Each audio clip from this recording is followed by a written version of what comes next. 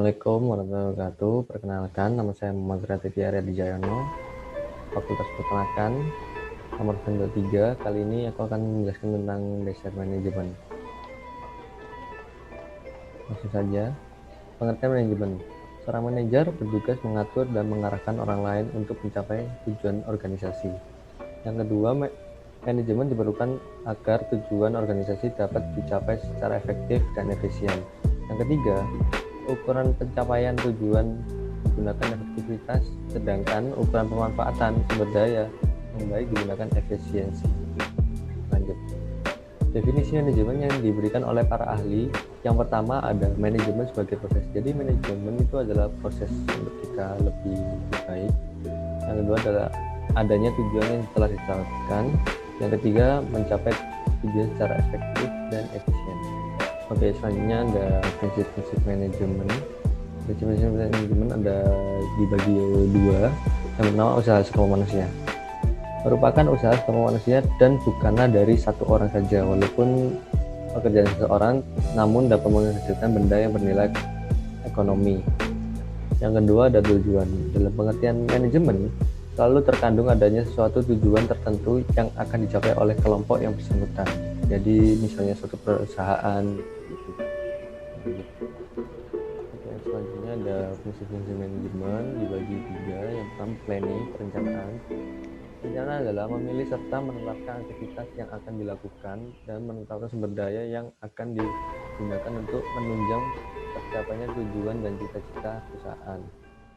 Yang kedua ada organizing atau pengorganisasian, yakni pembagian tugas kepada para anggota yang terlibat sesuai keahlian masing-masing. Jadi misalnya kamu ahli dalam bidang IT, ya kamu dimasukkan dalam IT, bukan di yang lain. Yang ketiga ada controlling, yang terakhir atau pengendalian, yakni memberi arahan mengenai tugas masing-masing anggota sesuai dengan standar yang telah ditentukan. Mungkin itu aja untuk materi yang pertama. Kita langsung lanjut aja materi yang kedua. Oke, kali ini kita lanjutkan materi yang berikutnya, yaitu Manager and External Organization Development. Jadi kita langsung aja. Siapa sih manajer itu? Manajer adalah orang yang bertanggung jawab atas bagian dari perusahaan, yaitu mengelola perusahaan. Manajer ini bertanggung jawab atas sebuah departemen dan orang-orang yang bekerja di dalamnya. Dalam beberapa kasus, manajer bertanggung jawab atas keseluruhan bisnis. Oke, kita bisa lihat di sini, ini adalah role management and manager. Kalau dari yang tradisional itu manajer bawaan harus patuh pada manajer untuk semuanya. Namun berbeda dengan yang gambar yang kedua. Di sini manajer memberi kebebasan untuk karyawan melakukan apapun inovatif yang mereka dapat. Kita lanjut di level of management. Di upper management kita mendapatkan ada CEO, CFO, COO, CTO, and marketing, business organizing. Di middle management ada interpret plans dan set action. Di lower level management ada seperti team leader, assistant manager, foreman, chief manager. Kita lanjut manager and management. Manajer bertanggung jawab atas proses menyelesaikan aktivitas secara efisien dengan dan melalui orang lain, serta menetapkan dan mencapai tujuan perusahaan melalui materi, yaitu planning atau perencanaan, organizing, dan controlling. Dan yang sudah disebutkan dari materi yang sebelumnya, ini adalah 10 peran manajer. Dari interpersonal, yaitu figurehead atau sebagai orang yang dapat menjadi contoh. Yang kedua leader, sosok yang memimpin perusahaan. Yang ketiga liaison, harus bisa menjadi sosok yang gemar membantu. Yang peran berikutnya feedback, yaitu monitor, mencari informasi internal dan eksternal. Diseminator, yaitu menyebarluaskan dan mengomunikasikan informasi. Yang ketiga spokesperson, juru bicara dan berbicara atas nama organisasi. Yang terakhir ada decisional handler, di situ ada entrepreneur, harus bisa menjadi wirausahawan. Yang kedua ada disturbance, mampu memecahkan masalah. Yang ketiga ada resource allocator, pengalokasian sumber daya. Yang terakhir ada negosiasi, mampu bernegosiasi. Ini adalah dari kualitas manajer yang baik. Yang pertama ada akuntabilitas, yang kedua karakternya, yang ketiga kedekatan budayanya, yang keempat prioritasnya, yang kelima kehangatan dengan karyawan, yang keenam kesabaran dalam menghadapi masalah maupun apapun, ada kejujuran, ketegasan, empati, attitude yang positif, kompetensi, dan fleksibilitas.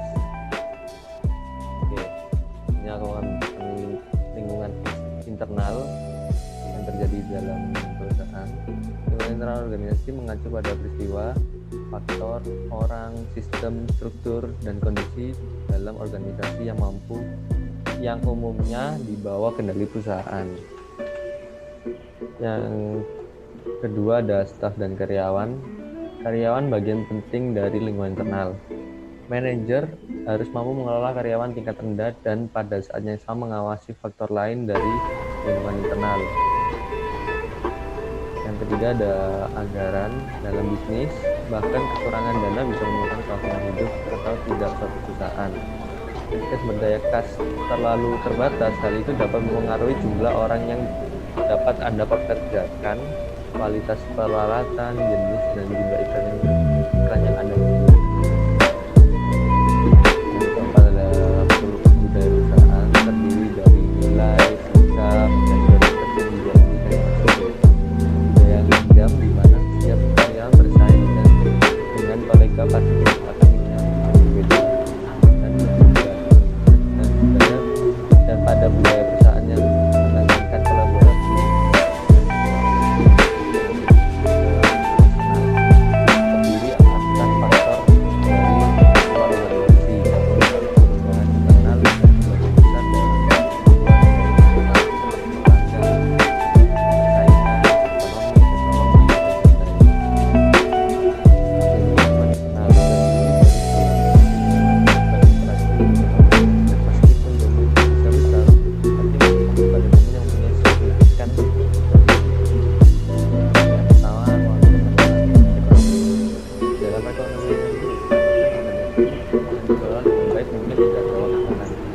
pelanggan kehilangan pekerjaan atau pengambil pekerjaan yang hampir tidak dapat mendukung mereka akan mengurangi pengeluaran untuk kegiatan olahraga, rekreasi, hadiah, barang mewah, dan mobil baru.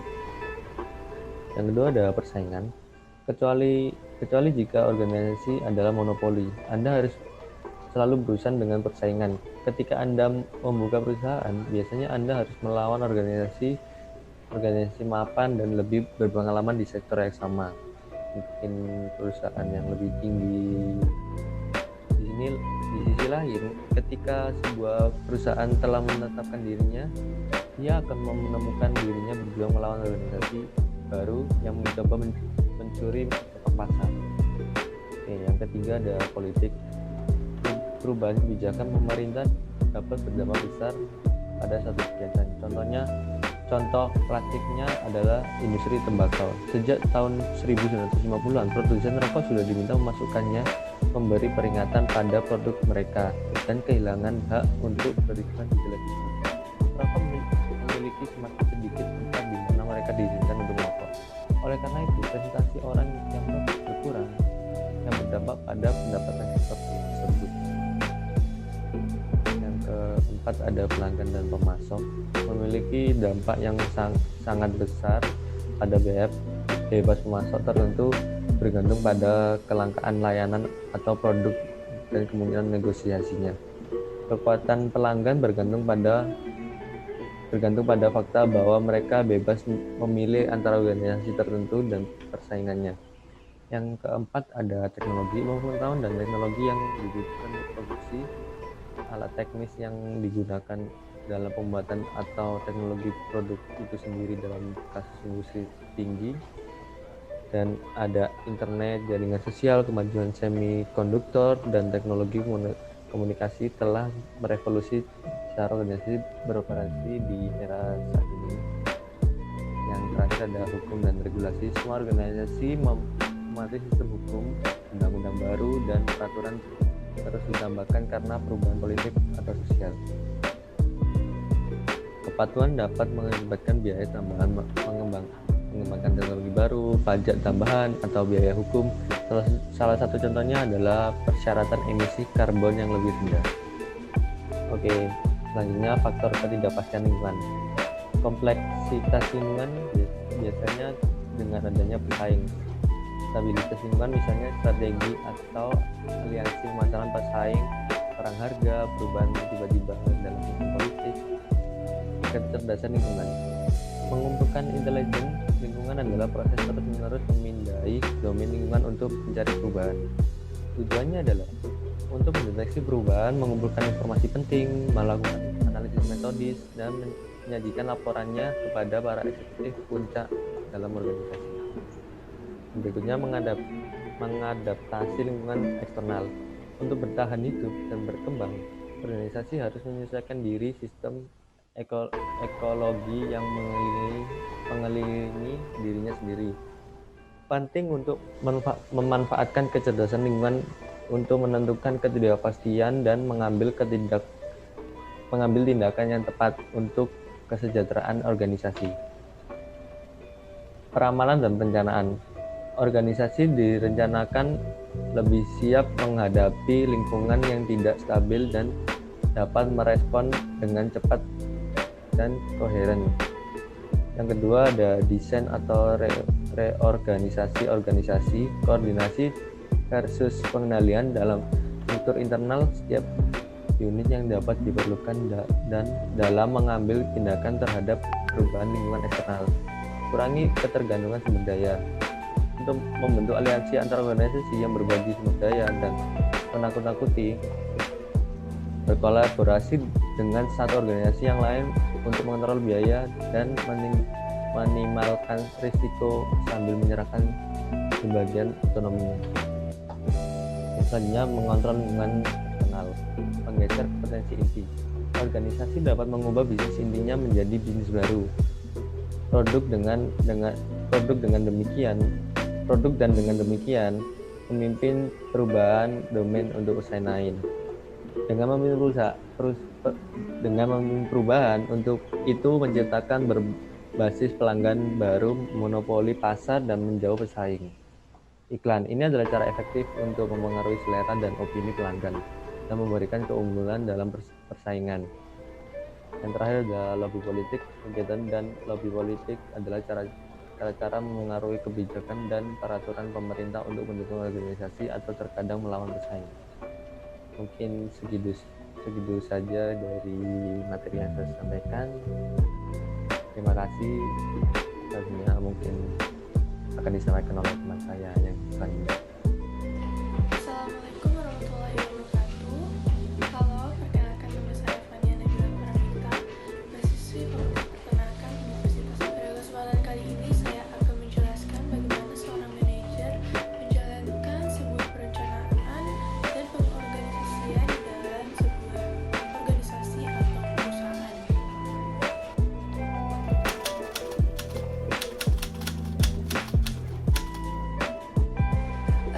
Manager is a person who is responsible for a part of a company. Dalam artian seorang manajer harus dapat menghandle lingkungan kerjanya, baik di dalam keadaan yang genting maupun juga sebaliknya.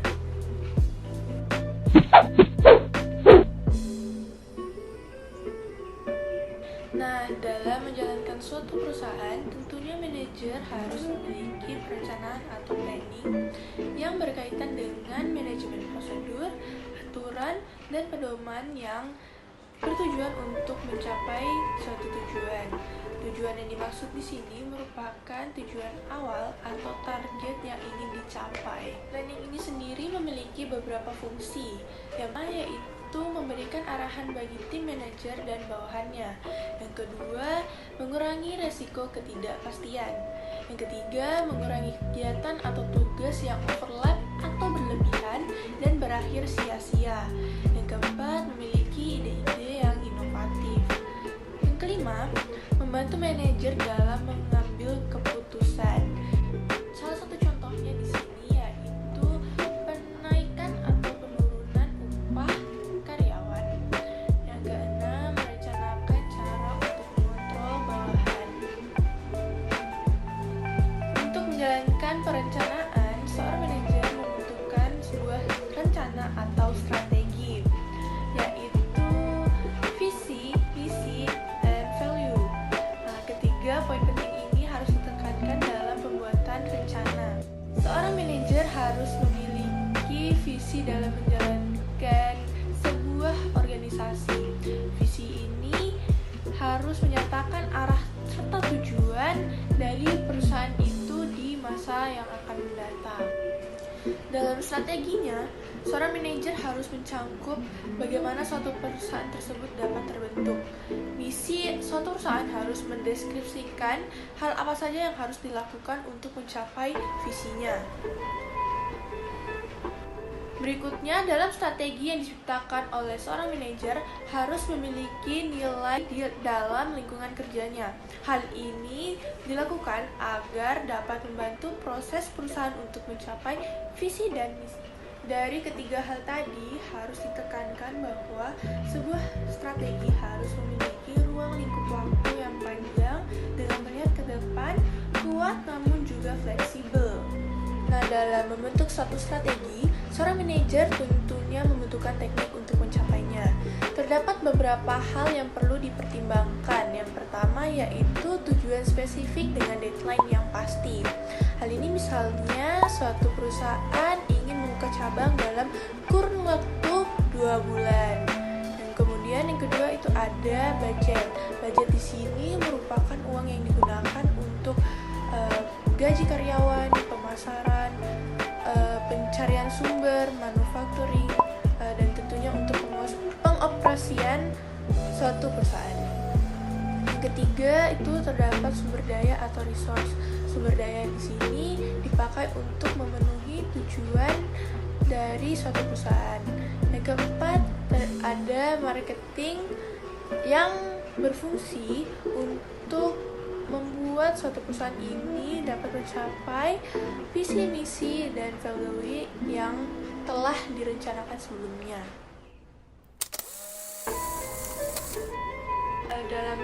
Dalam suatu organisasi ini terdapat sekumpulan orang yang tentunya akan terlibat dalam pencapaian suatu tujuan yang telah disebutkan tadi.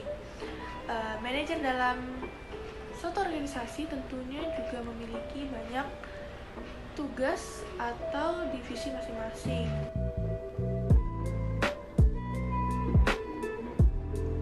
Yang pertama, manajer puncak atau manajer yang bertanggung jawab dalam pengembangan visi dan misi. Yang kedua, ada manajer fungsional atau manajer yang bertanggung jawab atas keefisiensi dari aktivitas dalam perusahaan.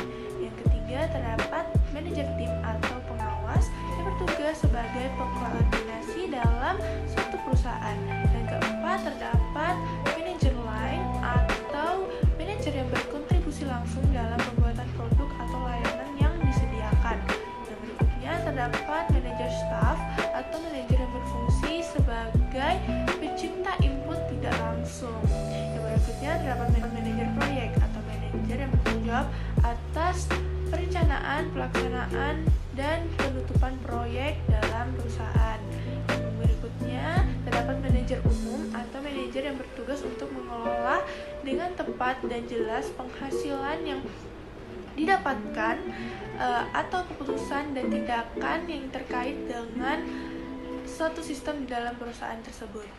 Dalam menjalankan suatu organisasi, maka seorang manajer harus pandai dalam pengorganisasian, di mana sinkronisasi dan komunikasi manusia, fisik, dan sumber keuangan agar dapat mendapatkan hasil yang dituju atau diinginkan.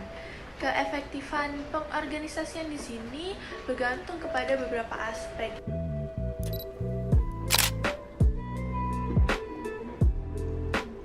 Yang pertama ada spesialisasi pekerjaan. Di sini spesialisasi merupakan pembagian pekerjaan pada karyawan, di mana hal ini diharapkan agar karyawan dapat bekerja secara efektif.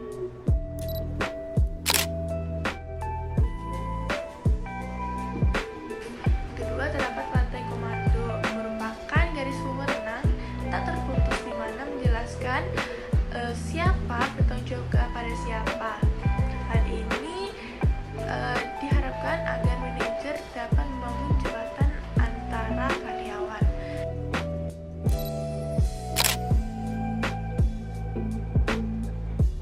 Ketiga, otoritas atau wewenang merupakan hak formal dan sah seorang manajer dalam membuat keputusan, mengeluarkan perintah untuk mencapai hasil yang diinginkan oleh sebuah perusahaan.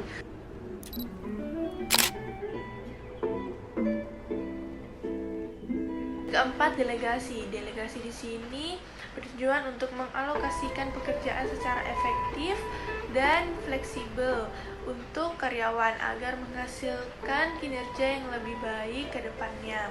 Nah, di sini juga terdapat 4 langkah yang harus diambil dalam mendorong otoritas tersebut. Yang pertama, secara khusus karyawan diberikan tanggung jawab kepada anggota tim.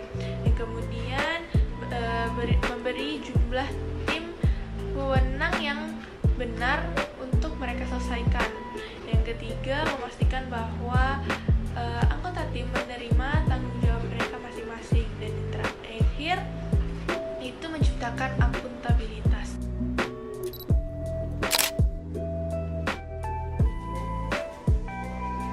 Yang kelima, itu terdapat rentang kendali. Rentang kendali di sini dapat dibagi menjadi 2 aspek, yaitu rentang kendali yang lebar dan juga rentang kendali yang sempit. Rentang kendali lebar di sini juga memiliki syarat, yaitu yang pertama, manajer dan bawahannya itu harus kompeten.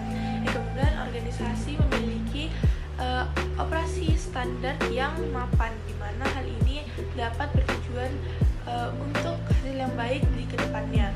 Nah, kemudian ada rentang kendali yang sempit atau kecil. Di sini dikarenakan karena pekerja berada di kawasan yang saling berjauhan secara fisik. Kemudian manajer memiliki pekerjaan yang lebih dari satu.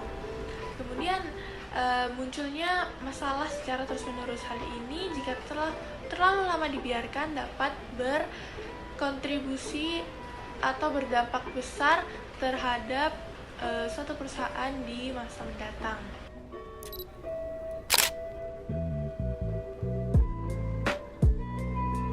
Kemudian yang terakhir itu terdapat terpusat versus terdesentralisasi.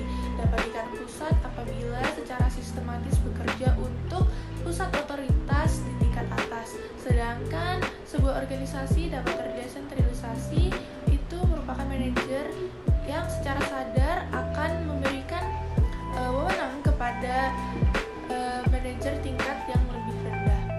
Di sini juga terdapat faktor-faktor yang dapat mempengaruhi bahwa perusahaan tersebut dapat terpusat atau terdesentralisasi. Yang pertama itu ada faktor lingkungan eksternal tempat perusahaan tersebut beroperasi.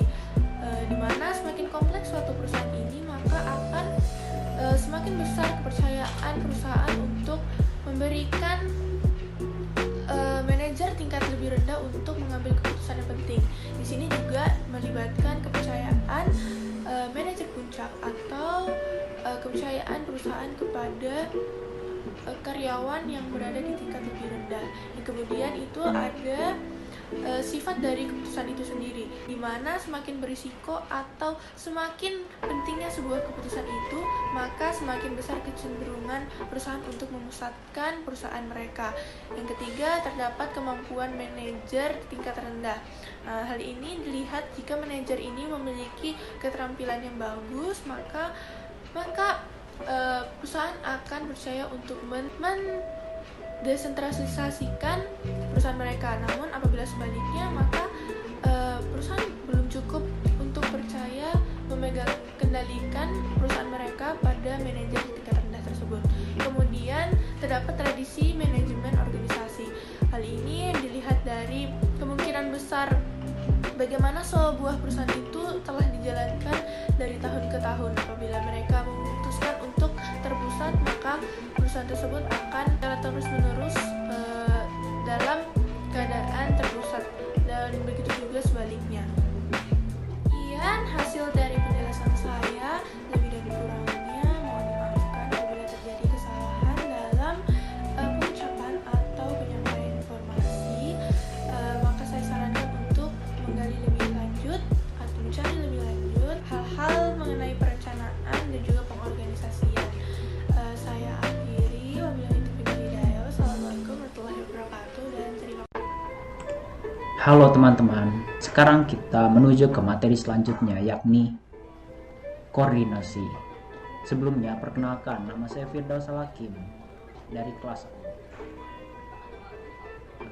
Lalu kita akan masuk ke definisi dari koordinasi. Koordinasi adalah penyatuan, keterpaduan, dan sinkronisasi upaya anggota kelompok untuk memberikan kesatuan tindakan untuk tujuan bersama. Menurut Muni dan Riley, koordinasi adalah pengaturan tertib di upaya kelompok untuk memberikan kesatuan tindakan dalam mengejar tujuan bersama.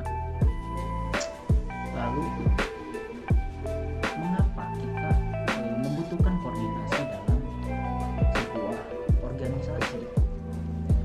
Alasan yang pertama adalah banyak pekerja terkemuka yang melibatkan koordinasi fungsi mereka. Hal ini bisa mengarah pada hubungan yang harmonis antara pekerja dan manajemen. Lalu, koordinasi adalah tindakan yang menyelaraskan orang dan aktivitas supaya berfungsi dengan lancar dalam mencapai sebuah tujuan. Lalu, yang terakhir, koordinasi itu sangat diperlukan dalam organisasi pelayanan masyarakat seperti kesehatan, lalu pertahanan negara. Mengapa? Sebab organisasi seperti ini berbentuk departemental. Hal ini jelas organisasi tersebut lebih membutuhkan koordinasi lebih untuk mengatur orang-orang di sana. Lalu kita akan masuk ke pendekatan dasar untuk koordinasi. Pertama, pendekatan dasar dari koordinasi adalah koordinasi korektif. Kegiatan koordinasi yang memperbaiki kesalahan saat ini atau memperbaiki disfungsi dalam organisasi. Lalu, selanjutnya adalah koordinasi preventif. Koordinasi ini merupakan kegiatan koordinasi yang bertujuan untuk mencegah terjadinya masalah koordinasi yang diantisipasi atau paling tidak akan diminimalisasikan dampak dari permasalahan tersebut. Lalu ada koordinasi pengaturan. Koordinasi ini terdiri dari kegiatan-kegiatan koordinasi untuk memelihara pengaturan struktural dan fungsional dalam organisasi tersebut. Lalu selanjutnya adalah koordinasi promotor. Koordinasi ini memiliki tujuan untuk mencapai sebuah peningkatan bagian dalam organisasi, lalu memperbaiki pengaturan dalam organisasi tanpa memperhatikan masalah tersentuh. Next. Selanjutnya kita masuk ke dalam komponen dari koordinasi itu tersendiri. Komponen dari koordinasi terdiri dari beberapa komponen. Yang pertama adalah komunikasi manajemen antar departemen secara vertikal juga horizontal. Lalu adanya komunikasi dua arah. Maksud dari komunikasi dua arah ini adalah adanya dialog antar komunikator dengan komunikan sehingga menimbulkan kepuasan di antara kedua belah pihak, dan informasi yang diterima menjadi lebih jelas, lebih akurat, lebih tepat karena dapat diperoleh langsung dengan penjelasannya. Lalu komponen selanjutnya adalah jelas. Ya, koordinasi yang bagus pasti adalah koordinasi yang jelas. Maksud dari jelas di sini adalah tujuannya harus jelas. Lalu komponen selanjutnya adalah ringkas. Di sini maksudnya itu adalah koordinasi yang seringkas-ringkasnya untuk mencapai tujuan mereka tersebut tanpa berbelit-belit. Lalu yang terakhir adalah tepat waktu. Hal ini sudah tidak perlu dijelaskan karena koordinasi memang tujuannya adalah untuk menghemat waktu agar tujuan bersama dapat diperoleh tepat waktu. Lalu kita masuk kepada materi selanjutnya, yakni perencanaan dan pengkoordinasian. Koordinasi harus dimasukkan dalam fungsi perencanaan dan tahap perencanaan, yakni perencanaan holistik membuat koordinasi lebih mudah. Lalu kita selanjutnya akan menuju hal-hal yang harus kita lihat, yakni hal-hal penting dalam koordinasi tersebut. Yang pertama, disiplin. Sudah jelas dalam pengkoordinasian, karena dalam pengkoordinasian kita bekerja sebagai tim. Jadi kita harus disiplin dan bekerja dengan cepat, tangkas, dan akurat. Lalu kita masuk kepada moral, yakni caranya adalah kita lakukan dengan tim. Maksudnya itu kita itu tidak bekerja sendiri. Jadi semua orang bekerja di situ sebagai tim, yang mana kita di situ harus saling membantu dan tidak ada yang lebih inferior atau superior dalam tim tersebut. Lalu selanjutnya ada perhatian yang konstan. Maksud di sini ada perhatian yang dilakukan secara terus-menerus. Jadi tidak ada materi atau sebuah informasi-informasi yang penting yang dilewatkan oleh pekerja tersebut. Oke. Lalu kita akan pindah ke materi selanjutnya, yakni delegasi. Lalu kita akan masuk kepada what is delegation, atau apa sih delegasi itu? Dalam bahasa Latin, delegate artinya adalah mengirim dari mana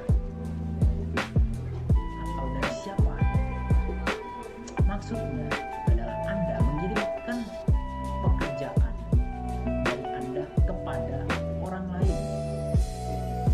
Nah, bagaimana sih keefektifan dari delegasi tersebut?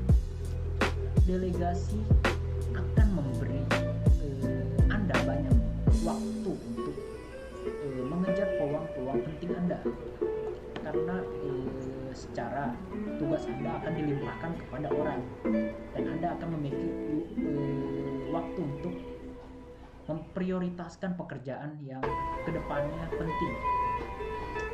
Lalu delegasi akan membantu orang lain di tim Anda untuk mempelajari keterampilan baru, karena mungkin di tim Anda tersebut belum bisa melakukan pekerjaan tersebut dan akhirnya belajar untuk melakukan pekerjaan tersebut. Lalu selanjutnya kita akan menentukan kapan delegasi yang paling tepat dilaksanakan. Manajer wajib menanyakan 5 pertanyaan dasar kepada bawahannya. Apakah bawahan punya informasi dan keahlian untuk melaksanakan pekerjaannya? Lalu, apakah bawahan berkomitmen untuk sukses dan mengimplementasikan keputusan akhir? Lalu, apakah kemampuan dan kepentingan bawahan diperluas oleh delegasinya? Yang keempat adalah apakah bawahan berbagi dengan manajemen seperangkat dan perspektif yang sama. Yang kelima, apakah ada waktu yang cukup untuk melakukan pekerjaan yang efektif? Jika salah satu dari pertanyaan ini tidak terjawab, mungkin delegasi tersebut tidaklah efektif. Dan apabila tidak efektif, maka akan menimbulkan kerugian yang mana seperti lebih banyak waktu terbuang, lalu menurunnya kualitas pekerja, juga pemberdayaan yang semakin rendah, lalu banyak pekerja yang semakin frustasi karena diberikan tugas yang tidak cocok pada mereka. Lalu kita akan masuk kepada seni yang disebut delegasi. Kegagalan dalam pendelegasian terjadi bukan karena manajer tidak memahami seberapa efektif pendelegasian, namun karena mereka tak mau menerapkan prinsip yang mana akan menghilangkan kepentingannya. Dan oleh karena itu saya akan menjelaskan beberapa kepentingan yang seharusnya manajer mau untuk berbagi kepada bawahan yang didelegasikan. Seperti yang pertama adalah daya terima, kemampuan untuk memberikan kesempatan kepada orang lain, seperti ide-ide yang mana ide-ide tersebut akan digunakan untuk pekerjaan tersebut, yang akan membantu dirinya mendorong diri untuk mengeluarkan ide-ide yang lebih baik lagi. Lalu selanjutnya adalah manajer mengizinkan atau membiarkan orang lain untuk melakukan kesalahan. Ingat, biaya kesalahan bisa dianggap sebagai investasi dalam sumber daya manusia. Individu yang melakukan kesalahan dapat melakukan konseling, juga meminta penjelasan yang cermat yang akan mendorong dirinya berkinerja yang lebih baik lagi ke depannya. Lalu manajer harus percaya pada bawahan. Hal ini adalah hal yang penting dalam pendelegasian. Bagaimana pendelegasian bisa berjalan dengan lancar apabila manajer itu sendiri tidak percaya pada bawahannya? Nah, untuk pendelegasian yang efektif diperlukan manajer untuk percaya kepada bawahannya. Lalu, manajer harus mendapat umpan balik dari individu tersebut.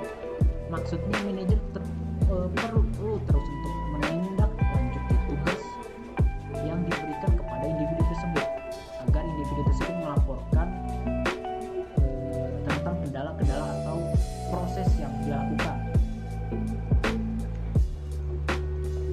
Lalu kita masuk kepada bagaimana cara untuk memilih orang yang tepat untuk didelegasikan. Yang pertama, apakah orang tersebut punya waktu? Sudah jelas, hal ini sangat penting. Bagaimana dia bisa mengerjakan sebuah pekerjaan apabila dia sendiri tidak memiliki waktu dan memiliki banyak pekerjaan yang harus diselesaikan, dan akhirnya pekerjaan yang diberikan oleh manajer akan terbengkalai dan tidak dikerjakan oleh dia. Yang kedua, apakah orang tersebut memiliki kemampuan? Jika orang tersebut memiliki waktu tapi dia tidak memiliki kemampuan, bagaimana dia bisa mengerjakan pekerjaan tersebut? Ya mungkin ada orang yang bisa fast learning atau bisa dibilang cepat dalam mempelajari sesuatu, tapi tidak semua orang bisa begitu. Lalu yang ketiga, apakah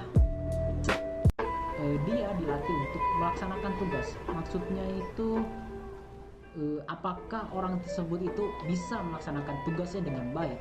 Jika dia sudah terlatih untuk melaksanakan tugas, pastinya tugas tersebut akan dilaksanakannya dengan baik. Nah, lalu jika orang tersebut tidak terampil, kurang terampil, apakah orang tersebut bisa diajari dalam waktu yang wajar? Nah, ini nih, kita bisa ambil contoh pada saat ini. Banyak orang yang mungkin hanya dalam sekali lihat, bahkan dia tidak mencoba, dia bisa melakukan pekerjaan tersebut. Dan ada orang yang berkali-kali lihat, berkali-kali mencoba, tapi dia butuh waktu yang lama untuk mempelajari pekerjaan tersebut. Nah, ini harus menjadi pertanyaan kepada bawahannya. Lalu yang kelima, apakah orang tersebut bisa diandalkan? Manajer harus memilih orang yang pastinya bisa mengerjakan pekerjaan tersebut dengan baik.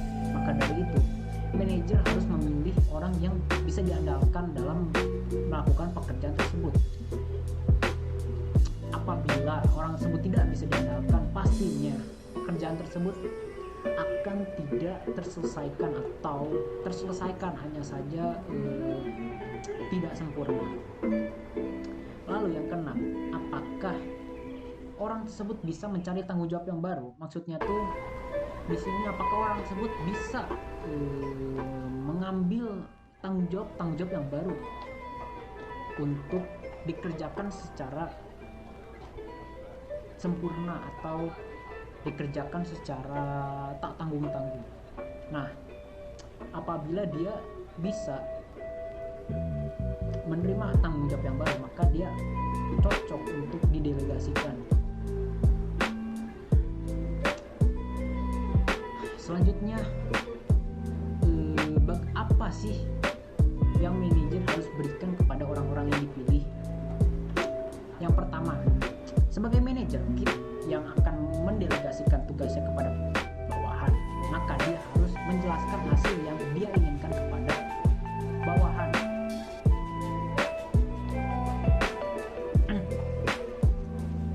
Kepada bawahan, seperti luangkanlah waktu yang cukup kepada para bawahan agar para bawahan tersebut dapat memahami dan cukup mempelajari pekerjaan tersebut, dan pastikan karyawan tersebut punya akses ke buku catatan dan pena catatan instruksi. Yang kedua, dengarkan saran dari dia tentang bagaimana menurut dia tugas itu harus diselesaikan. Bisa menjadi ide yang bagus dan juga membantu Anda ke depannya, apakah mereka ini sudah paham atau belum tentang pekerjaan tersebut. Nah, lalu ketiga, beri mereka otonomi dan kebebasan. Maksudnya adalah sebagai manajer kita harus mau memberikan otonomi atau memberikan sedikit kekuasaan kepada dia untuk mendapatkan sumber daya dan alat-alat yang dibutuhkan untuk melakukan tugas tersebut, dan juga dengan proses yang benar. Lalu yang keempat, mendorong mereka saat mereka melakukan tugasnya dan memberikan keyakinan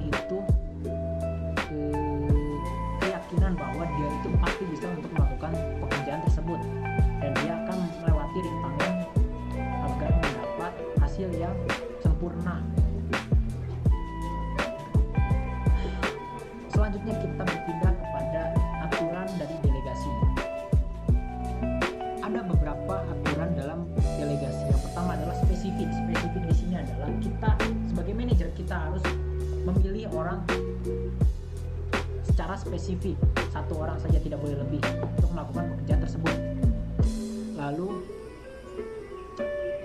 terukur. Terukur di sini maksudnya manajer harus mengukur siapa yang pantas untuk mendapatkan pekerjaan tersebut. Apakah dia bisa dan cukup skillnya untuk melakukan pekerjaan tersebut.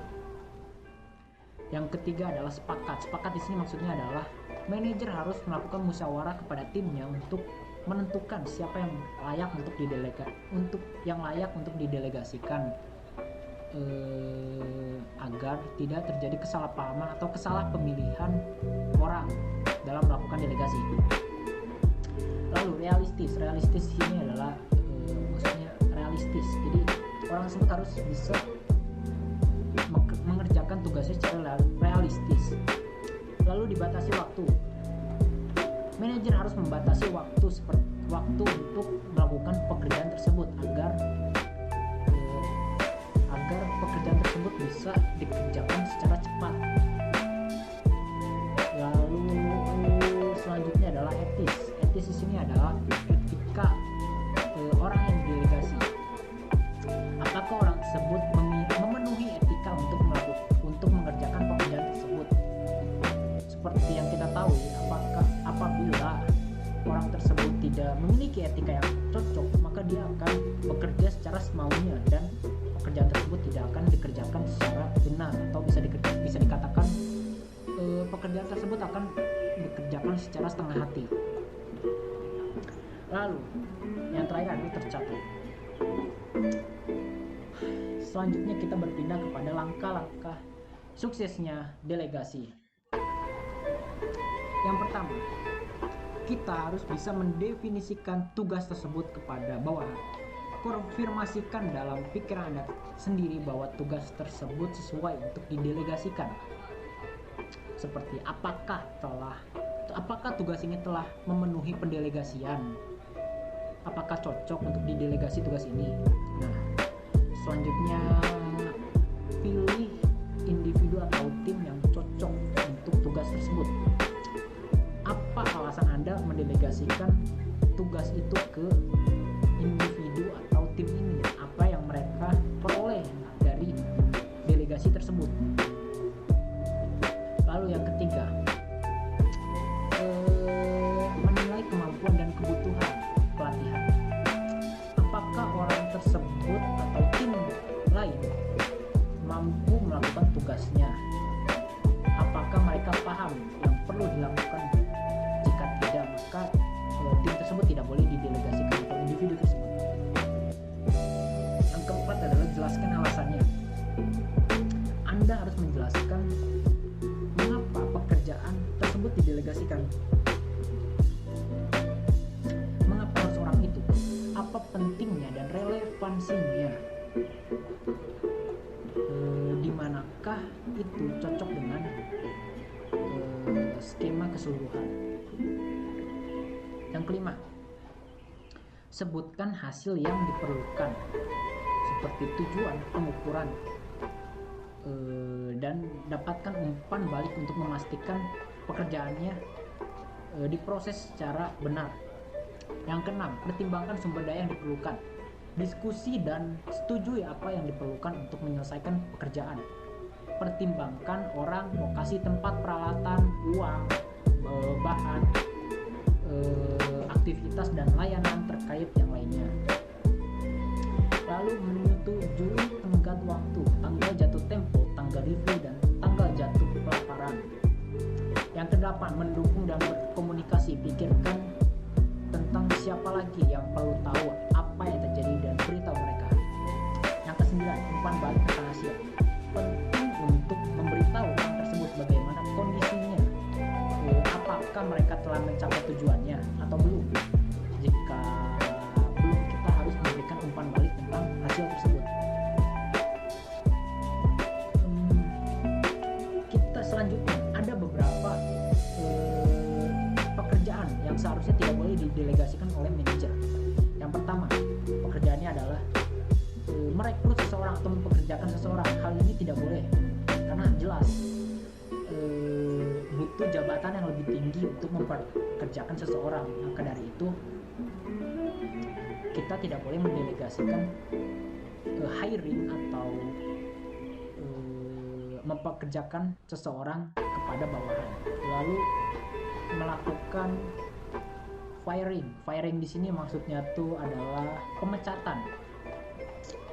Pemecatan di sini, apa kita ambil contoh dalam sebuah kantor, para karyawan saling memecat satu sama lain. Apakah itu tidak lucu?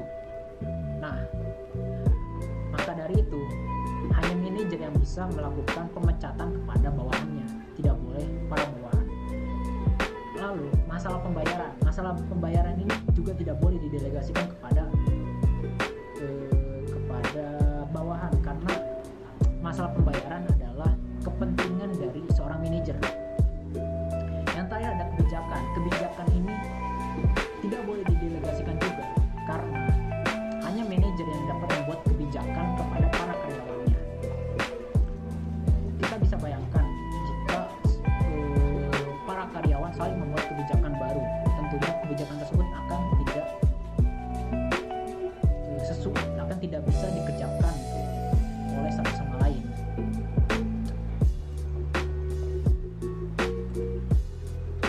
Assalamualaikum warahmatullahi wabarakatuh. Perkenalkan, nama saya Aisna Rahmatiarani dari kelas O. Saya akan menjelaskan soal manajer. Yang pertama yaitu pengertian manajer. Manajer yaitu orang yang bertanggung jawab atas suatu perusahaan, yaitu orang yang mengelola perusahaan tersebut. Selanjutnya saya akan menjelaskan soal pengambilan keputusan.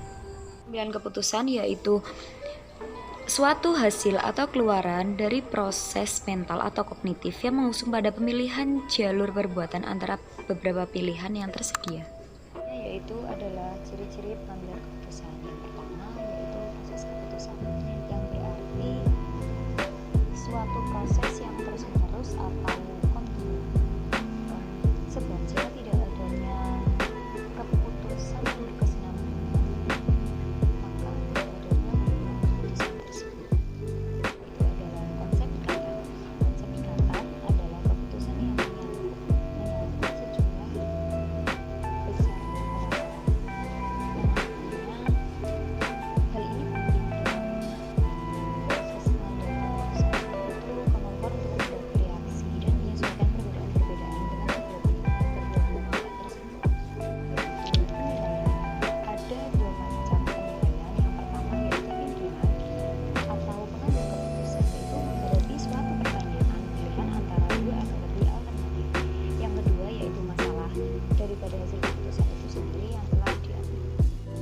Yaitu yang terakhir adalah berlaku dengan maksud tujuan tertentu, yang artinya setiap penilaian dalam pemilihan alternatif tersebut harus dibandingkan satu sama lain dengan hasil daripada pemilihan yang diharapkan dari salah satu alternatif yang penting, yaitu yang berhubungan dengan maksud dan tujuan organisasi, baik dalam jangka panjang maupun jangka pendek.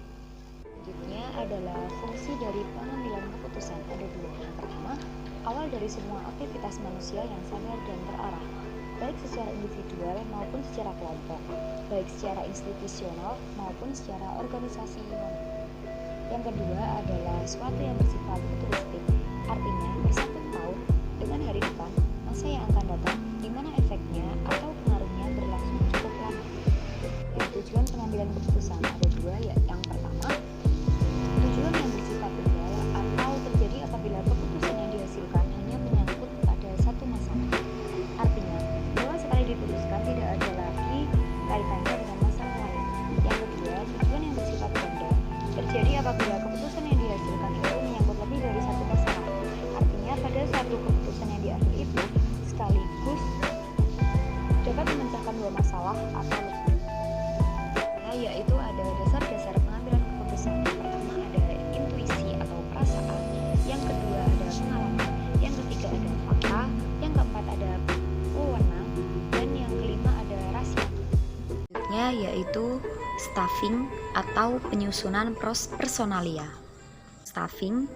Staffing merupakan salah satu fungsi dari manajemen atau suatu proses pengelolaan struktur organisasi melalui tahap seleksi, penilaian, dan pengembangan sumber daya manusia yang tepat dan efektif untuk mengisi jabatan dalam organisasi.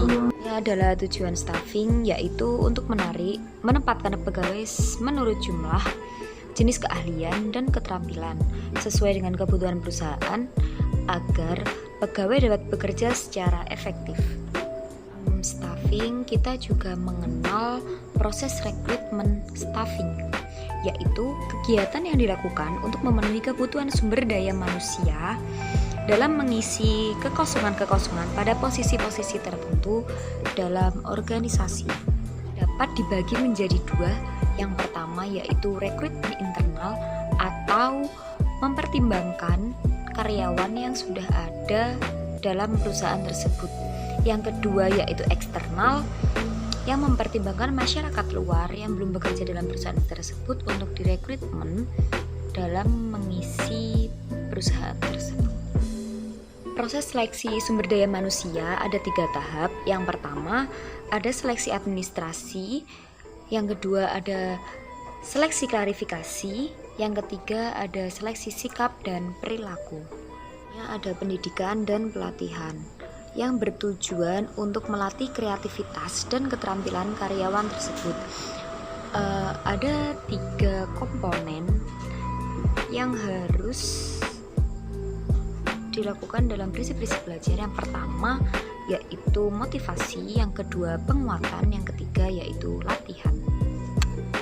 Ada peningkatan profesionalisme sumber daya manusia. Untuk menjadi tenaga yang profesional, kita dapat menguasai dalam satu bidang saja. Jika sudah dapat menguasai dalam satu bidang itu, kita bisa dapat memaksimalkan dalam bekerja di dalam bidang tersebut. Saya akan menjelaskan soal controlling atau pengendalian. Pengendalian atau kontrol adalah salah satu fungsi manajerial seperti perencanaan, pengorganisasian, pengaturan staf, dan mengarahkan. Mengendalikan merupakan fungsi penting karena membantu untuk memeriksa kesalahan dan mengambil tindakan korektif sehingga meminimalkan penyimpangan diri standar dan mengatakan bahwa tujuan organisasi telah tercapai dengan cara yang baik. Modern, kontrol adalah tindakan meramalkan, sedangkan konsep awal pengendalian hanya digunakan ketika kesalahan terdeteksi. Kontrol dalam manajemen berarti menetapkan standar, mengukur kinerja aktual, dan mengambil tindakan positif. Mendasar dalam sistem kontrol yang pertama yaitu karakteristik atau kondisi yang akan dikontrol, yang kedua ada sensor, yang ketiga komparator, dan yang terakhir adalah aktivator. Pertama adalah karakteristik atau kondisi dari sistem operasi yang akan diukur. Karakteristik dapat berupa output dari sistem dalam tahap pemrosesan atau mungkin suatu kondisi yang merupakan hasil dari sistem, yaitu sensor merupakan sarana untuk mengukur karakteristik atau kondisi. Halo, nama saya Mikael Sri Alfa Yosua. Saya di sini akan menjelaskan tentang materi-materi dalam dasar manajemen. Saya akan menjelaskan materi tentang kepemimpinan dalam manajemen. Saya sudah merangkumnya di sini dan saya akan membacakannya kepada teman-teman dan kepada penonton semua. Kepemimpinan dalam manajemen. Yang pertama kita akan membahas tentang manajer. Manajer itu terbagi menjadi atas 2. Yang pertama adalah terkemuka, ada juga yang mengelola. Nah, ciri-ciri dari yang terkemuka adalah memiliki visi dan strategi. Yang kedua, dia menciptakan nilai. Lalu yang ketiga adalah dia itu mempengaruhi dan menginspirasi. Dia juga punya pengikut untuk memimpin. Dia fokus, dia karismatik, dan juga resikonya adalah untuk mencari perubahan. Kemudian juga dia menarik hati, proaktif, mengatur arah, meningkatkan harapan, dan mengajukan pertanyaan. Nah, berbeda juga pula dengan yang manajer yang mengelola. Kalau manajer yang mengelola itu adalah dia bukan memiliki visi atau strategi, tetapi dia memiliki aturan atau kebijakan. Lalu dia memiliki itu, kalau yang tadi terkemuka itu menciptakan nilai, tetapi kalau misalkan yang mengelola itu menghitung nilai.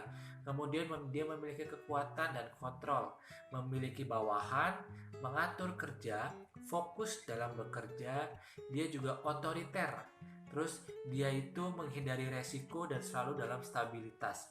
Dia menarik, reaktif, detail dalam setiap rencana, mempertahankan status quo, dan memberikan arah yang benar kepada bawahan-bawahannya. Kemudian untuk manajer-manajer ini itu pastinya tentunya adalah untuk mencapai tujuan, untuk menjelaskan misi, sebagai figur dalam organisasi, untuk memotivasi dan juga memobilisasi sumber daya. Nah, kemudian kita akan lanjut tentang kepemimpinan dan manajemen itu adalah digunakan secara bergantian dan sering dianggap identik. Memimpin artinya menetapkan arah dan mempengaruhi untuk orang lain. Tujuan dari memimpin ada yang pertama, ada 1, membimbing dan menunjukkan jalan. Yang kedua, untuk mengarahkan dan memerintah. Yang ketiga itu ada menunjukkan metode pencapaian tujuan. Yang keempat, membujuk atau mengundang atau memikat para orang lain. Dan yang terakhir ada yang kelima, untuk pergi dan menunjukkan jalan sebagai seorang pemimpin yang baik dan benar. Karakteristik dalam pemimpin menurut Academy of Management Executive tahun 1991 yaitu ada 1, mengemudi, yang artinya adalah pemimpin harus ambisius dan ambil inisiatif. Yang kedua, motivasi, ingin memimpin dan mau memimpin. Yang ketiga, kejujuran dan integritas, jujur dalam setiap perbuatan. Yang keempat, percaya diri, pemimpin harus tegas dan suka mengambil dalam resiko. Yang kelima, kemampuan kognitif, pemimpin harus cerdas, tanggap, konseptual, terampil, tapi belum tentu jenius, menunjukkan kemampuan analisis, penelitian yang baik, kapasitas dan berpikir yang strategis. Yang keenam adalah pengetahuan tentang bisnis, punya keahlian teknis dalam berbisnis. Lalu kemudian ada kebutuhan kemampuan pemimpin. Konsistensinya adalah kunci kepemimpinan yang baik, dan itu adalah para pemimpin yang sukses dan didasarkan pada yang pertama ada pemimpin menetapkan tujuan, prioritas, dan standar, memastikan bahwa tujuan itu tidak hanya dikomunikasikan tapi dipertahankan. Kepemimpinan sebagai tanggung jawab bukan hanya soal pangkat. Mereka tidak takut untuk melindungi diri dengan berbagai bakat yang mampu. Kepemimpinan sebagai tanggung jawab bukan pangkat. Mereka tidak takut untuk melindungi dirinya dengan berbagai bakat-bakat yang ia miliki, untuk mendapatkan kepercayaan dan juga untuk menjaga kepercayaan dari orang lain. Pemimpin memiliki integritas pribadi dan menginspirasi kepercayaan. Kata Drucker, kepemimpinan efektif tidak didasarkan pada kepintaran, melainkan pada konsistensi. Gaya kepemimpinan ada yang pertama yaitu otoritas, yaitu artinya adalah yang pertama ada otoritas, yaitu manajer membuat keputusan dan mendominasi tim anggota. Yang kedua, menghasilkan perlawanan pasif, anggota butuh arahan.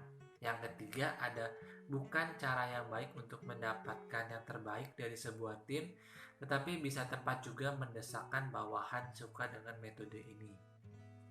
Metode yang kedua ada partisipasif. Partisipasif adalah manajer melibatkan bawahan dalam setiap pengamalan keputusan oleh anggota tim lainnya, mendorong partisipasi dan mendelegasikannya dengan bijak, menghargai diskusi dan masukan-masukan dari tim, lalu memotivasi dengan mengarahkan diri. Tetapi ada negatifnya nih. Negatifnya adalah semua masalah harus didiskusikan dan pemimpin dianggap tidak yakin. Lalu metode gaya kepemimpinan yang ketiga ada namanya kebebasan, license fire, yang artinya mendorong tim untuk berfungsi secara mandiri meskipun manajer ada. Jadi walaupun manajernya ada, disuruh anggotanya.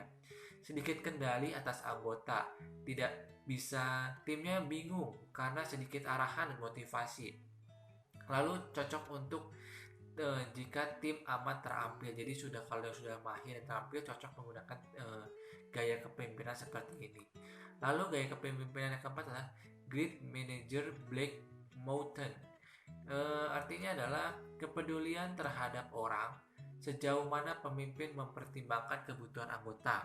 Yang kedua, perhatian untuk produksi dan juga untuk menggunakan sumbu dan merencanakan kepedulian kepemimpinan untuk produksi. Harus kepedulian untuk orang-orang. Jadi urutannya itu manajemen klub negara menggunakan sumbu untuk merencanakan kepedulian kepemimpinan. Artinya untuk kepedulian untuk orang lain.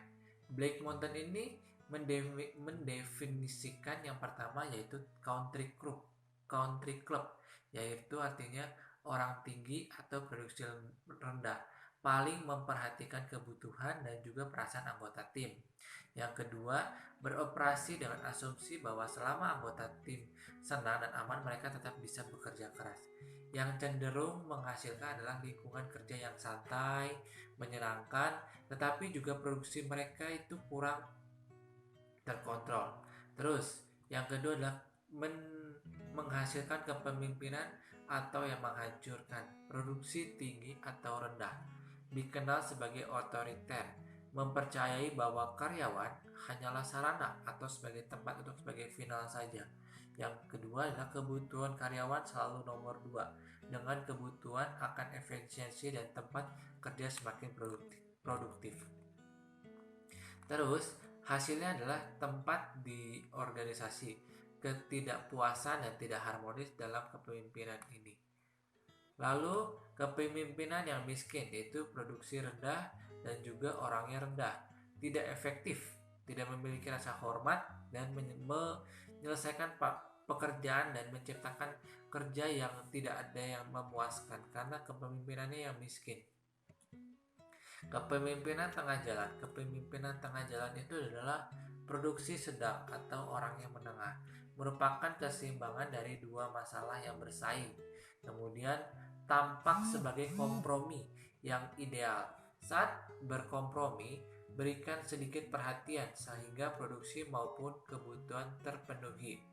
Tipe pemimpin yang puas dengan kerja rata-rata dan sering percaya bahwa inilah yang diharapkan semua orang. Yang kelima yaitu kepemimpinan tim. Kepemimpinan tim adalah produksi tinggi dan juga orangnya tinggi. Membuat model Black Mountain ini adalah puncak dari material. Memimpin menekan kebutuhan, produksi dan kebutuhan orang-orang semakin tinggi. Karyawan dilibatkan dalam setiap aspek dalam organisasi tersebut. Saat karyawan berkomitmen dan memiliki kepentingan akan mencapai kesuksesan dalam sebuah organisasi. Menciptakan lingkungan dengan tim mendasar kepercayaan dan rasa hormat yang sangat-sangat tinggi dan kepuasan dan motivasi yang tinggi sehingga hasil produksinya juga sangat bagus. Menerapkan managerial Black Mountain adalah identifikasi gaya kepemimpinan. Yang pertama adalah identifikasi gaya kepemimpinan. Pikirkan beberapa situasi di mana Anda adalah seorang pemimpin. Yang kedua, tempatkan diri di grid yang sesuai. Yang kedua, identifikasi area pembaharuan dan skill dalam sebuah kepemimpinan. Perhatikan metode-metode dalam sebuah kepemimpinan saat kita tidak bisa menganalisis. Lalu kemudian cari cara untuk meningkatkan diri, identifikasi cara untuk mendapatkan keterampilan dalam skill, pantau kinerja Anda. Lalu yang ketiga adalah letakkan posisi dalam konteks, manfaatkan demokratif dan partisipasif. Manajemen diterima itu universal dan kadang memerlukan banyak perhatian. Jika ada penimbangan signifikan, seringkali terdapat penekanan lebih tinggi pada karyawan daripada produksi. Begitu juga saat diharapkan. Dengan kesulitan ekonomi atau resiko fisik, kekhawatiran orang bisa ditempatkan di barisan ke belakang. Setidaknya ada jangka pendek untuk mencapai produktivitas dan efisiensi tinggi. Saya akan melanjutkan materi yang akan saya bahas di dasar manajemen ini. Yang selanjutnya saya akan membahas tentang pengambilan keputusan. Dan ini pengambilan keputusan ini ada 2 materi dibahas sama Bu Siti 2 kali. Nah, tapi saya akan menjelaskan yang ke bagian keduanya, pengambilan keputusan yang bagian kedua. Pengertian dari pengambilan keputusan sendiri adalah dapat diartikan sebagai inti dari sebuah perencanaan agar rencana yang dirumuskan dapat dilaksanakan, keputusan tentang tindakan tertentu yang harus diambil. Kemudian ada karakteristik pengambilan keputusan. Nah, dalam karakteristik keputusan ini ada 9 benar. Lalu yang pertama adalah pengambilan keputusan merupakan bagian integral dari perencanaan. Setiap perencanaan harus memiliki solusi dan alternatif. Terus yang kedua, melibatkan penilaian dan kebijaksanaan dalam membuat suatu keputusan. Yang ketiga, ini bukanlah sebuah proses untuk mengambil keputusan, tetapi harus dipengaruhi oleh kesukaan dan ketidaksukaan dan keinginan pribadi manajer yang membuatnya. Terus keputusan yang dibuat manajer melibatkan komitmen organisasi untuk mengadopsi jalan tindakan tertentu dan memanfaatkan sumber daya dengan cara tertentu. Lalu kelima adalah pengambilan keputusan ini mengelola proses semua manusia dan juga sosial. Yang keenam, pengambilan sosial ini bertujuan untuk diarahkan kepada suatu tujuan dan juga sasaran. Yang ketujuh, keputusan dibuat untuk manajer untuk memecahkan sebuah masalah yang ada. Nah, untuk yang kritis dan konflik. Yang keempat, 8, keputusan yang dibuat manajer terkadang itu memiliki efek negatif untuk waktu yang singkat.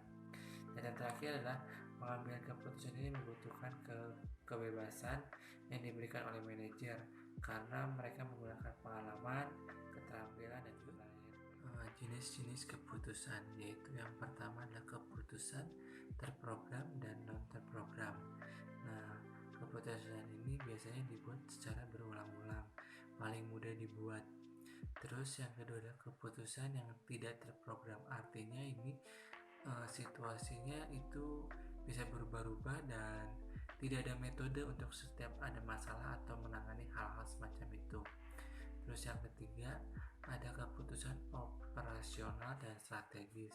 Kalau operasional itu berhubungan dengan yang saat ini, tujuannya untuk mencapai efisiensi tingkat tinggi dari operasi perusahaan yang sedang berjalan. Terus kalau strategis itu berdasarkan skala operasi, memiliki pasar baru, mengubah produk, manufaktur dari satu tempat ke tempat lainnya, berdampak juga pada organisasi. Terus yang kemudian adalah keputusan organisasi. Keputusan organisasi ini keputusan antara manajer dan juga dengan organisasi yang sedang dijalankan. Misalkan ada sistem investasi baru, pemindahan karyawan, dan lain sebagainya. Terus ada keputusan pribadi. Keputusan pribadi adalah manajer mengambil murni keputusan itu sendiri tanpa mempertimbangkan dengan hal-hal yang lainnya. Tidak sepantasnya terbatas pada diri sendiri. Mereka juga dapat juga mempengaruhi organisasi juga.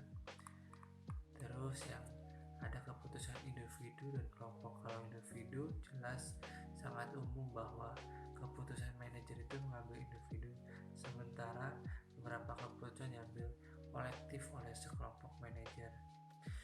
Pengambilan keputusan kelompok lebih disukai karena pengambilan kontribusi yang lebih baik dan berkepentingan bagi orang-orang bersama dan pelaksanaan keputusan. Kondisi saat mengambil keputusan. Yang pertama adalah kepastian karena menjadi tersedianya alternatif dan juga biaya dan manfaatnya juga harus pasti. Yang kedua adalah resiko. Mereka harus memberitahu resiko apa yang akan terjadi. Terus yang ketiga adalah kondisi yang terakhir adalah kondisi ketidakpastian, di mana harus tersedia alternatif, kemungkinan kemunculannya dan hasilnya semua yang tidak akan diketahui. Terus ada kegagalan keputusan. Kegagalan keputusan ini adalah keputusan yang dikira awalnya mungkin berhasil tapi jadinya gagal, mengingat masalah tambahan yang terus meningkat dan resiko dari kondisi ketidakpastian. Tidak mengherankan jika terjadi kegagalan keputusan dalam sebuah kondisi. Lalu ada konflik. Nah, konflik ini tuh ketika manajer dihadapkan pada pilihan alternatif yang bersaing, mereka pasti akan mengalami konflik. Alternatifnya adalah para manajer mungkin dihadapkan dengan serangkaian alternatif yang sangat menarik, tetapi tetap mengalami konflik karena mereka hanya harus memilih salah satu. Misalnya seorang manajer memiliki 2 kandidat internal yang sangat cakap untuk dipromosikan, tapi hanya dapat memilih satu supaya menjadi yang terbaik, supaya dapat menjalankan dalam suatu produk di organisasi tersebut atau perusahaan tersebut. Nah, proses untuk pengambilan keputusan ada 6. Yang pertama adalah identifikasi dan diagnosa masalahnya. Artinya menyadari bahwa ada masalah dan tindakan yang harus diambil. Yang kedua, itu ada identifikasi alternatif. Identifikasi alternatif adalah mengidentifikasi sebanyak mungkin alternatif dalam untuk memperluas pilihan bagi organisasi tersebut. Beberapa alternatif yang bisa untuk terbukanya suatu perusahaan adalah 1. Pertumbuhan melalui akuisisi. Yang kedua, pertumbuhan melalui pembangunan fasilitas di luar negeri. Yang ketiga, pembangunan agents dan mendistribusikan produk ke luar negeri. Yang keempat, pertumbuhan melalui diversifikasi lini produk yang ada. Yang kelima, dengan keputusan sendiri, organisasi harus merancang solusi yang dibuat khusus sendiri-sendiri. Organisasi mungkin dipandu oleh keputusan sebelumnya yang telah diambil oleh apa yang telah sering dilakukan pesaing. Keputusan ini unik karena itu memerlukan solusi baru. Yang ketiga yaitu ada evaluasi alternatif. Evaluasi alternatif adalah seseorang manajer perlu mengevaluasi setiap alternatif untuk memilih dapat yang terbaik. Tadi yang pertama sudah jelaskan adalah identifikasi dan diagnosa masalah. Yang kedua itu adalah identifikasi alternatif. Yang ketiga ada evaluasi alternatif. Dan sekarang kita yang keempat yaitu adalah menerapkan keputusan. Menerapkan keputusan itu adalah memilih yang paling sesuai. Jika karena alasan yang tidak opsi yang tidak cocok, maka mereka harus kembali ke langkah yang kedua dan memulainya lagi. Dan alternatif ini bisa terus ada karena selalu terbaru ya. Terus yang terakhir adalah evaluasi keputusan. Evaluasi keputusan ini adalah diperlukan untuk memberikan umpan balik. Pada proses evaluasi harus dilakukan di semua tingkat manajerial. Langkah ini memungkinkan manajer untuk dapat melihat hasil keputusan dan mengidentifikasi penyesuaian dilakukan agar dapat memastikan hasil yang lebih baik. Ya, saya akan melanjutkan kembali materi yang dasar manajemen. Saya akan melanjutkan dengan materi motivasi. Motivasi adalah definisinya adalah kinerja tinggi yang dicapai oleh orang-orang yang memiliki motivasi baik dan setiap melakukan upaya kebijaksanaan. Motif itu sendiri artinya alasan untuk melakukan sesuatu. Motivasi berkaitan dengan kekuatan dan arah perilaku dari faktor dan yang mempengaruhi orang untuk berperilaku dengan cara tertentu. Istilah motivasi bisa mengacu pada tujuan yang memiliki individu, cara di mana individu mengeluarkan tujuan mereka, dan juga bagaimana mereka mencoba untuk melakukan dan mengubah perilaku mereka. Ada 3 komponen motivasi menurut Arnold dengan kawan-kawannya pada tahun 1991. Yang pertama adalah arah, apa yang coba dilakukan oleh seorang tersebut. Yang kedua adalah upaya, yaitu seberapa keras seseorang itu melakukan berusaha. Dan yang ketiga adalah ketekunan. Ketekunan berapa lama seseorang terus untuk selalu berusaha. Beberapa orang mungkin memiliki motivasi tetapi kebanyakan dari diri kita itu bagaimana caranya supaya kita lebih memiliki motivasi tersebut bisa dapat berkembang dengan pesat. Proses motivasi adalah perilaku yang diarahkan pada tujuan. Orang-orang termotivasi saat mereka mengharapkan sesuatu atau tindakan yang dilakukan dengan pengarahan dan pencapaian tujuan dan berhadiah penghargaan untuk memuaskan keperluan dan keinginan mereka. Terus ada gabungan dari motivasi dan juga uang. Uang adalah kekuatan atau pendorong yang kuat sebab terkait langsung atau tidak langsung untuk memenuhi banyak kebutuhan. Uang itu sendiri mungkin tidak mempunyai makna yang intrinsik, tetapi memperoleh signifikan untuk memotivasi karena datang dengan melambangkan begitu banyak tujuan yang tak bisa saja terwujud. Kemudian saya akan menjelaskan tentang jenis motivasi.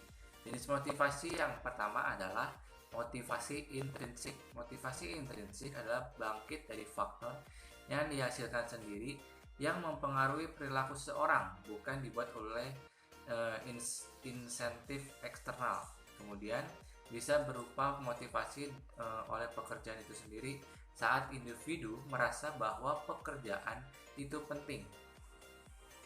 Terus motivasi ini bisa ditingkatkan dengan pekerjaan dan desain dari peran. Menurut Heckman dan Oldham pada tahun 1974 menekankan pentingnya pekerjaan inti dimensi sebagai motivator, yaitu motivasi keterampilan, identitas tugas, signifikan tugas, otonomi, dan umpan balik. Lalu yang kedua adalah motivasi ekstrinsik. Motivasi ekstrinsik terjadi ketika sesuatu dilakukan untuk memotivasi mereka, termasuk penghargaan sertifikat, kenaikan gaji, pujian, promosi, dan sebagainya. Para bisa berinteraksi langsung dengan kuat tetapi tidak tentu bertahan lama. Lalu yang kemudian saya akan membahas tentang motivasi teori. Saya akan membagi dalam kategori tipenya apa, pencetusnya siapa, ringkasan teori, dan juga implikasinya. Yang pertama adalah teori tentang kebutuhan berkelanjutan, yaitu tipenya teori kebutuhan manajerial. Dan pencetusnya ini adalah MC Celan pada tahun 1973. Ringkasan teorinya adalah manajer punya kebutuhan fundamental, prestasi, aplikasi, dan kekuatan. Implikasinya adalah menggambarkan perhatian untuk kebutuhan manajer dan juga konsep penting motivasi prestasi. Kemudian teori yang kedua adalah teori kognitif, yaitu tipe ini adalah ekspektasi. Nah, pencetusnya oleh Fromm pada tahun 1964 dan Porter and Lauer pada tahun 1968. Nah, ini ringkasan teorinya adalah upaya motivasi tergantung pada kemungkinan bahwa penghargaan mengikuti usaha dan hadiah itu hanya sebagai penghargaan yang sangat bagus. Implikasinya adalah teori kunci yang menginformasikan pendekatan dan juga bahwa mereka bisa menjadi penghubung usaha dan juga penghargaan. Garis pandang penghargaan mereka harus bisa dicapai dan juga bermanfaat. Terus masih lanjut tadi tentang yang proses teori kognitif itu tipenya, ada tipe yang kedua adalah tipe tujuan oleh Lacknam dan Locke. Nah, ringkasan pada tahun 1979. Ringkasan teorinya adalah motivasi akan meningkat jika memiliki tujuan yang menuntut tetapi setuju dan menerima umpan balik. Terus implikasinya adalah memberikan alasan untuk manajemen, kinerja, penetapan, tujuan, dan umpan balik. Terus yang ketiga masih tentang yang teori kognitif, tipenya adalah tipe keadilan nih oleh Adams pada tahun 1965 nih. Nah, ini ringkasan teorinya adalah seseorang lebih baik termotivasi jika diperlakukan dengan adil. Nah, implikasinya perlu mendapatkan penghargaan yang adil dan praktik yang ketenaga kerjaan. Masih lanjut lagi dari proses teori kognitif tadi, tipenya adalah teori pembelajaran sosial oleh Bandura pada tahun 1977. Di sini ringkasan teorinya menekankan pentingnya faktor psikolog internal, terutama harapan tentang nilai tujuan, kemampuan individu untuk mencapainya. Nah, implikasinya adalah mempengaruhi manajemen kinerja dan praktikum pembelajaran dan pengembangan. Lalu kita lanjut ke udah macam-macam teorinya. Yang ketiga, lanjut untuk teori yang ketiga, namanya model dua faktor. Nah, ini tipenya adalah tipe terkait teori kebutuhan. Ini diungkapkan oleh Herzberg et al. Pada tahun 1957. Nah, ini tuh ringkasannya adalah dua kelompok faktor yang mempengaruhi kepuasan kinerja, yaitu faktor intrinsik dan juga faktor ekstrinsik yang telah dijelaskan oleh saya tadi. Terus untuk implikasinya adalah identifikasi sejumlah kebutuhan mendasar seperti pencapaian, penghargaan, kemajuan, otonomi, dan pekerjaan itu sendiri. Terus yang terakhir, teori X dan Y. Nah, tipenya adalah tipe pendekatan umum dan motivasi. Ini oleh MC Gregor pada tahun 1960. Teori X adalah pandangan tradisional bahwa orang harus dipaksa untuk melakukan pembentukan. Nah, kalau teori Y adalah pandangan bahwa orang akan menjalankan pengarahan diri sendiri untuk mencapai tujuan. Implikasinya adalah menekan pentingnya komitmen dan juga penghargaan, pemanduan, kebutuhan individual organisasi. Kemudian saya akan membahas tingkat kebutuhan oleh Maslow, yaitu yang paling atas adalah aktualisasi diri, yaitu keinginan untuk menjadi yang terbaik. Itu yang pertama. Yang kedua, harus menghargai. Arti menghargai adalah bisa menghormati diri sendiri, status, ekonomi, kekuatan, dan juga kebebasan. Yang ketiga adalah cinta dan kepemikiran. Itu diisi dengan rasa persahabatan, keintiman, rasa koneksi. Yang keempat, kebutuhan keamanan. Keamanan rahasia, ketenagakerjaan, sumber daya, kesehatan, properti. Dan yang terakhir adalah kebutuhan psikologis, yaitu seperti udara, air, makanan, penampungan, tidur, pakaian, dan reproduksi. Lalu ada teori ERG oleh Aldeter tahun 1972, yaitu yang pertama adalah aktualisasi diri, menghargai diri, cinta dan kepemilikan, keamanan, dan penjagaan. Dan yang terakhir adalah kebutuhan fisiologi. Kemudian ada teori MC Sellen tentang kebutuhan. Nah, kebutuhan akan prestasi. Nah, itu isinya adalah harus ada dorongan untuk berprestasi dalam kaitannya dengan seperangkat dan juga standar berjuang untuk sukses. Nah, lalu yang kedua ada kebutuhan akan kekuatan, yaitu bisa mengontrol orang lain untuk menyelesaikan hal-hal yang diinginkan. Dan yang ketiga adalah kebutuhan untuk afiliasi. Nah, itu untuk persahabatan dan juga untuk menjalin hubungan yang baik. Terus ada teori MC Gregor yang tadi X dan Y, itu 1960. Teori X itu asumsi bahwa tenaga kerja tidak suka pekerjaan yang malas, tidak bertanggung jawab, dan harus dipaksa untuk tampil lebih baik. Teori Y asumsi bahwa karyawan suka kerja, kreatif, bertanggung jawab, dan bisa melakukan pengarahannya oleh diri sendiri tanpa bantuan dari manajer.